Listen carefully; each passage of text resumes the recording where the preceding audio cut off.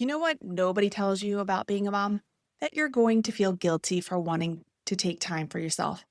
That you'll have to fight for an hour to train like you're negotiating a business deal. That some days your workout is going to be interrupted 17 times and you'll have to decide if that still counts. Here's what I've learned. Motherhood is not the end of your fitness journey. It's just a new chapter with different rules. And today we're going to talk about what those rules are, not the Instagram version, the real messy, interrupted, sometimes you're doing the squats with a toddler on your back version, because you don't have to choose between being a good mom and being strong. You just have to learn to do both in the same season of life. Let's get into it. Welcome to Miles from Review, the podcast powered by KatFit Strength, where busy women like you find practical solutions to fuel your fitness journey with authenticity and resilience. I'm Kat, your host, a mom of 2 active boys, a business owner, and an ultramarathon runner, and a strength trainer in her 40s. With nearly 2 decades of experience, I'm here to help you cut through the noise of fads, hacks, and quick fixes. This is a space where we celebrate womanhood and motherhood, all while building strength and resilience and reconnecting with you from a place of self-compassion and worthiness. Whether you're lacing up your running shoes to go out for a run, driving your kids to practice, or squeezing in a moment for yourself, I'm right here in the trenches with you. Let's dive in. Hey everyone, welcome back to Miles from Review. I am Kat. I'm your host, and today we're talking about something that I get asked about constantly. How do you actually balance motherhood and fitness without losing your mind in the process? I'm going to be really real with you. Being a mom means living in constant motion. You're juggling school drop-offs, careers, dinner prep, mountains of laundry that somehow just regenerate overnight, and bedtime battles. No matter the age, bedtime battles always happen.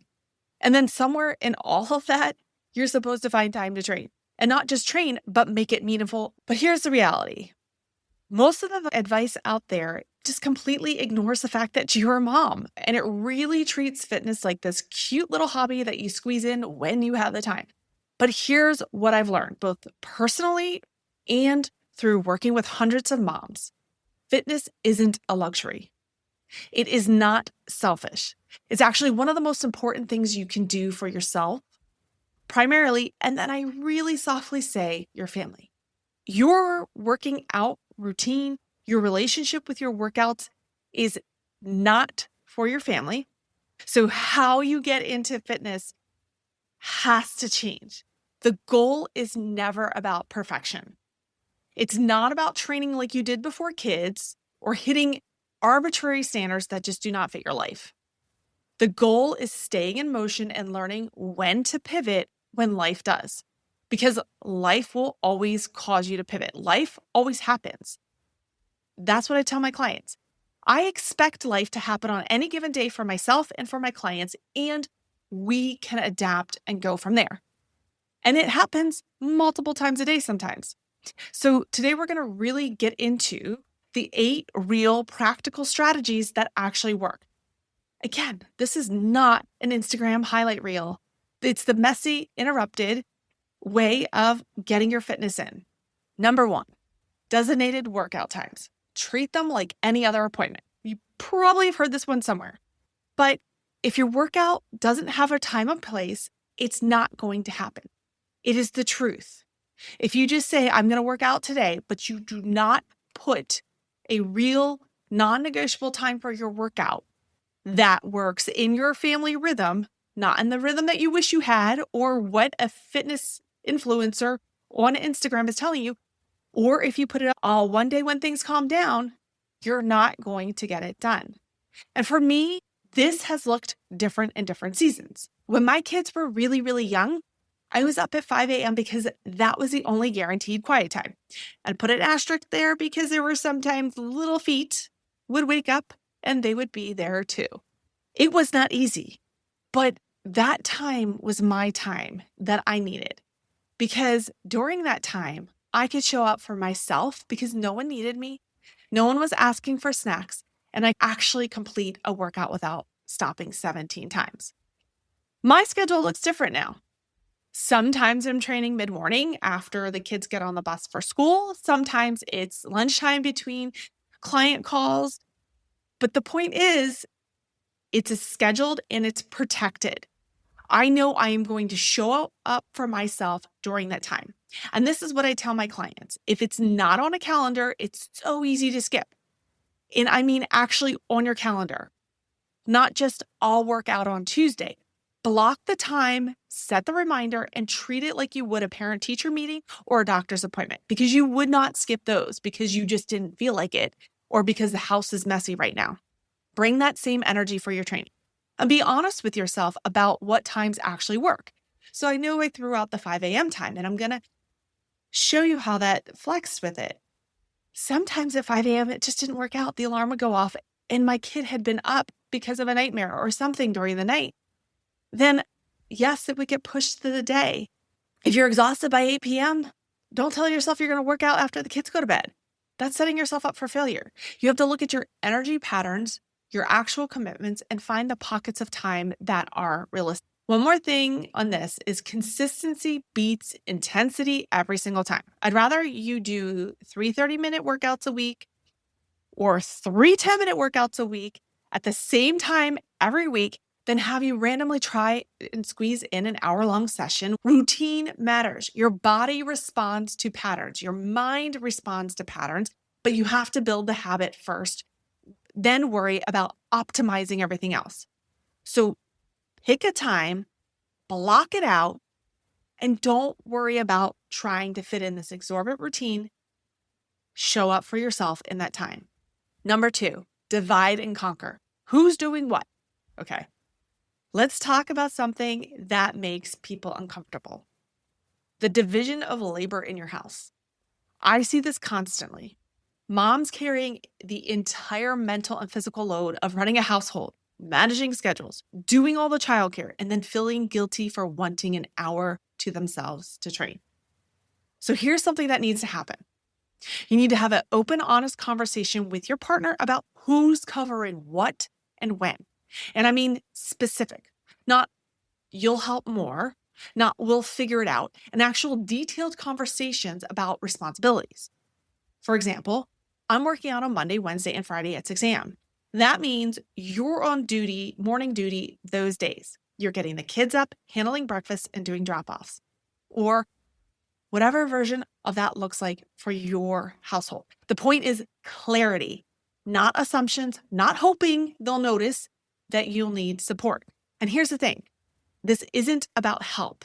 The language matters. When we call it help, we're still positioning childcare and household management as primarily the woman's job, and the partner is just assisting.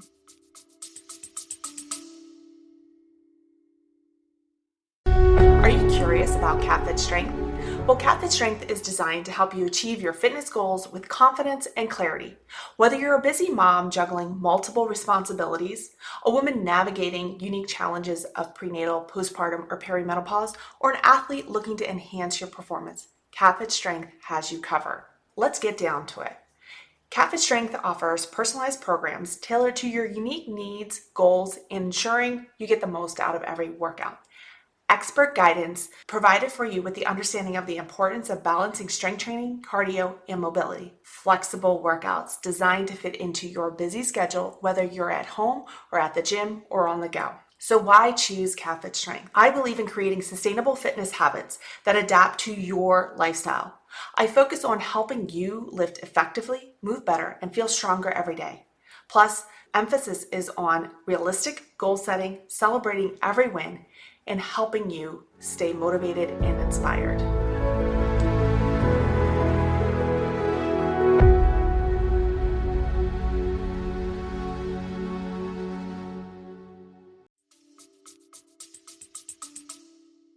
That is not the case. It is a shared responsibility. These are both of your kids. This is both of your home, and you both deserve time for yourself. I cannot tell you how many women I work with struggle with this. And it's not that their partners aren't unwilling. It's there isn't a clear division of labor, or there's guilt around asking. I have been there.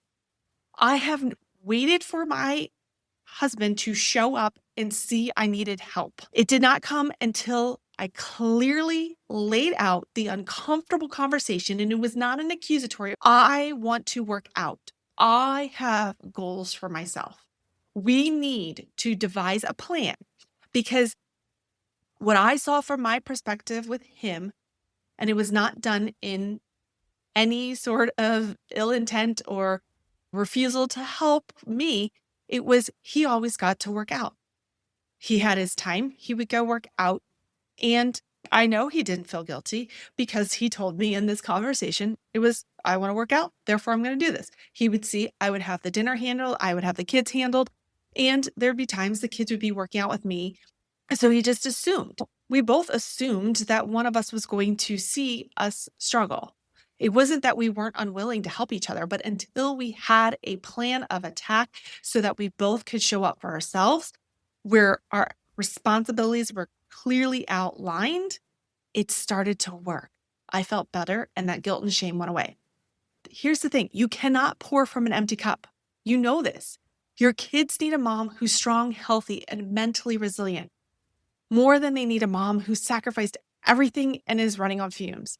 Your fitness, your health, your time to take care of yourself, that's what keeps your cup full. If you're a single mom, this conversation is going to look different, but the principle is the same.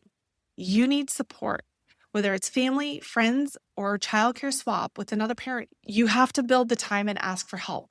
Trying to do it all alone isn't strength. It is such a recipe for burnout. Number 3, incorporate the kids. Now, here's where we get into the messy middle of mom fitness. Some days your workout is going to include your kids, and that's not failure. That's just reality. I've done stroller workouts where I'm pushing 50 plus pounds up the hill while my kids are throwing snacks at me. I've done playground circuits when I'm doing pull-ups on the monkey bars while my kids are crossing the monkey bars. I've gone for runs with my son riding his bike next to me, stopping every 5 minutes to look at a cool rock. The fact is, it counts. It may not be uninterrupted time, but you are still showing, again, we're dropping perfection here. And this is where I see moms get stuck in a lot of all or nothing trap. If I can't do a real workout, I'm not going to do anything. And I get it. I so get it, because I too have thought that. You want the time for yourself. You want to focus. You want to train hard. But the reality is some days incorporating your kids is the only option, and you have to be okay with that. I'm not saying you have to be happy with that, but you have to be okay with the fact that that workout isn't going to be that ideal, optimized workout we want. And when you bring your kids in to movement practices, you're teaching them something huge.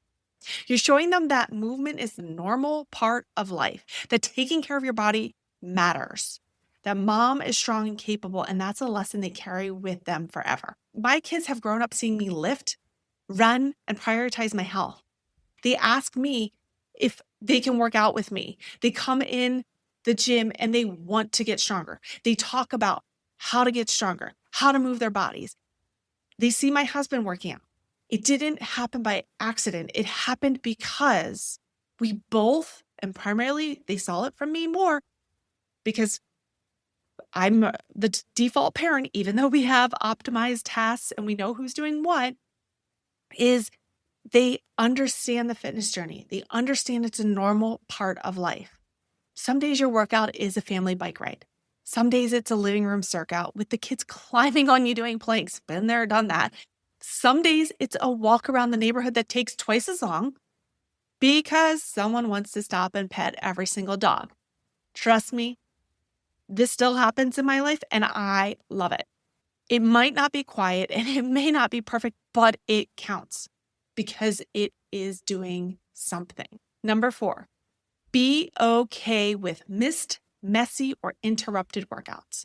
So building on number 3 here, let's normalize something right now. You're going to have workouts that get interrupted. You're going to have days where you had every intention of training and then someone got sick or a work emergency came up or you were just so exhausted you couldn't make it happen. And that's okay. You did not fail because you had to stop mid-set to wipe a nose or take a phone call or deal with a meltdown. You did not fail because life happened and your perfect training plan went out the window. Fitness in motherhood is less about control and more about consistency over time. I cannot say that enough. And I really feel this is where a lot of guilt and frustration comes from. We have this image in our head of what real workouts or real workout routine should look like: uninterrupted, focused, intense, perfectly executed. And when the reality doesn't match that, we feel like we're failing. But here's the truth: missing one workout does not undo your progress. Having a week where things are chaotic and you only train once doesn't erase the work you've put in. What derails you is giving up completely when it wasn't perfect. I have had workouts where I got through one exercise before a kid needed me. I've had days where I've planned to lift and ended up doing a 15-minute body weight circuit. I've had entire weeks where the best I could do was take daily walks and prioritize my sleep. And you know what? I'm still here, I'm still strong, and I'm still making progress, because progress isn't linear. It's not this smooth upward trajectory where every week is better than the last. It's an up and down, forward, backward, and sometimes just holding steady while life throws everything at you. So give yourself permission to be human. Give yourself permission to have messy workouts. Give yourself permission to miss days without spiraling into guilt or shame. The goal is to keep showing up when you can, not when you are perfect. Number 5, work in ranges. There's no one right way. So one of the biggest shifts I try to help my clients make is moving away from the rigid all or nothing thinking and instead working in ranges. And what I mean by that is, instead of thinking I need to work out for 60 minutes or it doesn't count, start thinking I have a range of 20 to 60 minutes depending on what my day looks like. Instead of I have to do this exact workout, think I can work in a range of intensity based on my energy level that day. This is actually how I program for all my clients. We build flexibility from the start. The workout has a target, an ideal version if everything goes smoothly, but it also has modifications for smoother versions and minimum baselines. So let's say the plan is a 45-minute strength session. That's the target. But if you only have 30 minutes, we drop one exercise and adjust the rest periods. If you only have 20 minutes, we do a condensed version focusing on the main lifts. If you have 15 minutes and low energy, we do a body weight circuit, and that gets you moving without destroying you. The key is identifying your minimum baseline. That's the least you can do and still feel like you're moving. For some of my clients, that's a 10-minute walk. For others, that's a 15-minute strength circuit. And for some other clients, it's stretching and mobility work. The baseline becomes your anchor when life gets chaotic, when you are exhausted, when everything's falling apart. You can still hit the minimum. And that hitting of the minimum keeps you in the game. It keeps the habit alive. It prevents you from sliding backwards. That happens when we stop completely. This range-based thinking applies to intensity. Not every workout is going to be maximum effort, nor should it be. Some days you're going to be pushing hard. Some days you're going to be maintaining, and some days you're just moving. All of it matters. All of it contributes to your overall success. The goal isn't to hit the perfect workout every single time. The goal is to stay consistent within the range that works in your life. And that range is going to shift based on sleep, stress, schedule, energy, all of it. And that's okay. That's actually how it's supposed to work. Number 6, recognize the seasons you're in. This is something I wish someone had told me earlier in my motherhood journey. There are seasons when you're training.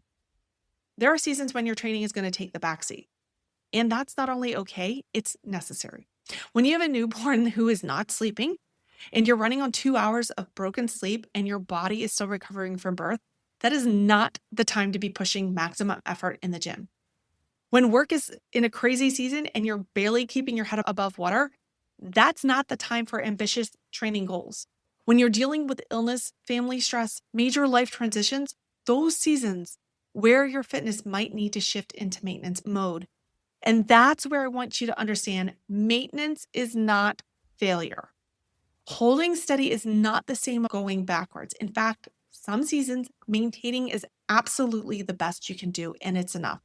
During those hard seasons, your priorities shift. Sleep becomes non-negotiable. Nutrition becomes about fueling your body consistently, not perfection. Movement becomes about daily walks and basic strength maintenance and not PR attempts. These are the pillars that keep you from sliding backwards. You can't train intensely. When you can't train intensely, you protect your sleep. You eat in a way that supports your body. You move daily, even if it's just a walk around the block. Those things matter more than you realize.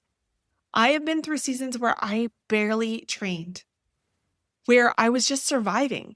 And you know what?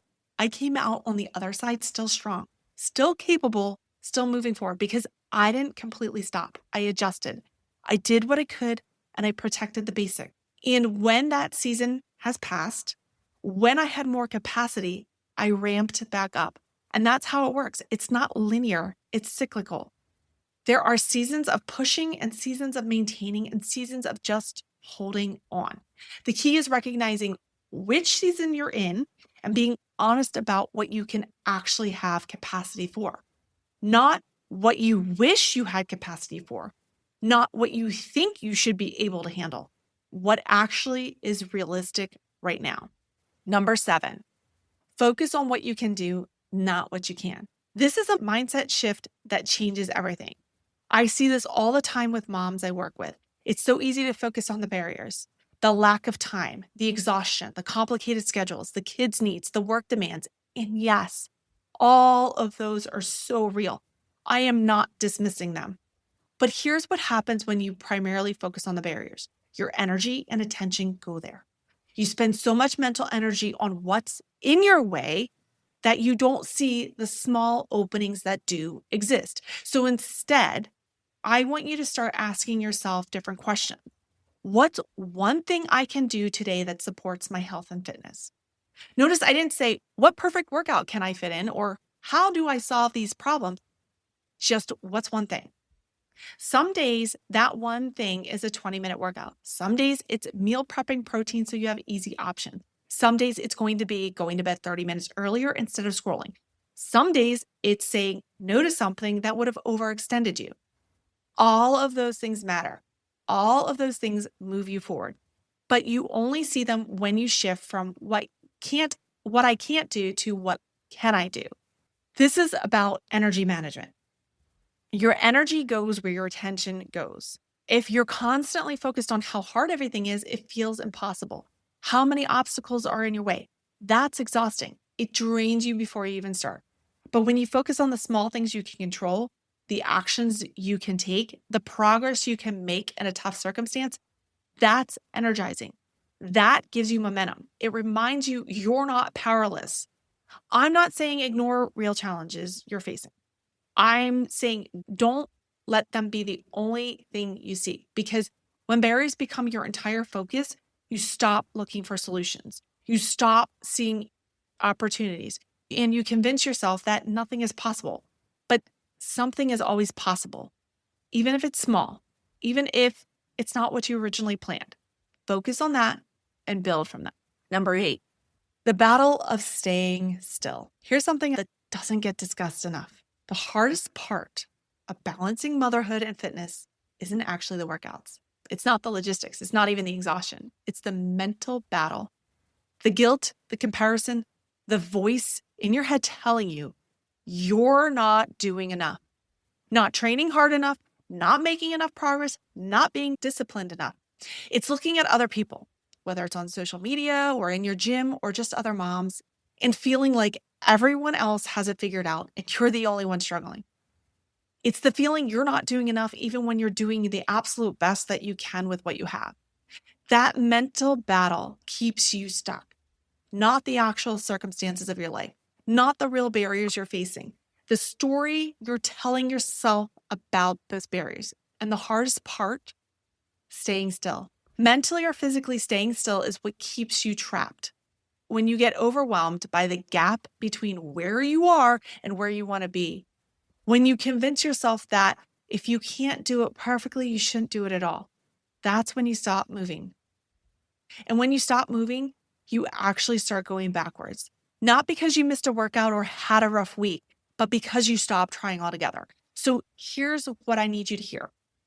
Progress looks different every season. Sometimes progress is hitting new PRs in the gym. Sometimes progress is maintaining your strength during a chaotic period. Sometimes progress is just continue to show up when everything in you wants to quit. The goal is to stay in motion, even when the steps feel so small, even when it feels like you're barely moving, even when you look around and you feel like everyone else is sprinting past you. Because motion is what matters. Consistency is what matters. Accumulation of small actions over time, that's what builds strong, healthy, capable body and mind, not perfection, not intensity every single day, just staying in motion. If you take nothing else from this episode, I want you to remember this. You don't have to do it all to be doing it right. Motherhood is not the end of your fitness journey. It's not the thing that derailed you or took away your ability to be strong or healthy. It's a chapter with new rules, new challenges, new opportunities to show yourself that what you're capable of. Rules are different now. The approach has changed. What worked before may not work now, and that's okay. You adapt, you pivot, you find new ways to make it happen. On days when it feels impossible, when you're exhausted and overwhelmed and wondering if it even matters, remember that every bit of effort counts. Every workout, every walk, every choice to prioritize your health and strength. It's all building something. It's all moving you forward. You're not just training for yourself. You're training so you can be strong, grounded, and capable for yourself. You're teaching your kids that caring about yourself matters. You're showing them what strength looks like. You're proving to yourself that you can do hard things. So keep showing up, keep adapting, keep moving, even when it's messy, even when it's interrupted, even when it's not perfect, because you're not failing. You're figuring it out, and that's exactly what you're supposed to be doing. If this resonated with you, share it with another mom who needs to hear it. And remember, we're all in this together. If you have questions about anything in this podcast, message me. I will respond. If you haven't already done so, follow the podcast. And I would love for you to rate and review the podcast. Remember, keep moving forward. Every little bit counts. Thank you for tuning in to Miles from Review, powered by KatFit Strength. If this podcast inspires you, don't keep it for yourself. Hit follow or subscribe to stay updated on the new episodes and leave us a review to help more women and moms discover this space. Your feedback fuels this podcast, and I'd love to hear what's working for you or what topics you want to dive into next. You can connect with me on Instagram at KatFit Strength or share this episode with a friend who is ready to embrace her strength. Remember, fitness isn't about perfection. It's about showing up for yourself and finding strength in every step of your journey. Until next time, keep moving forward 1 mile at a time.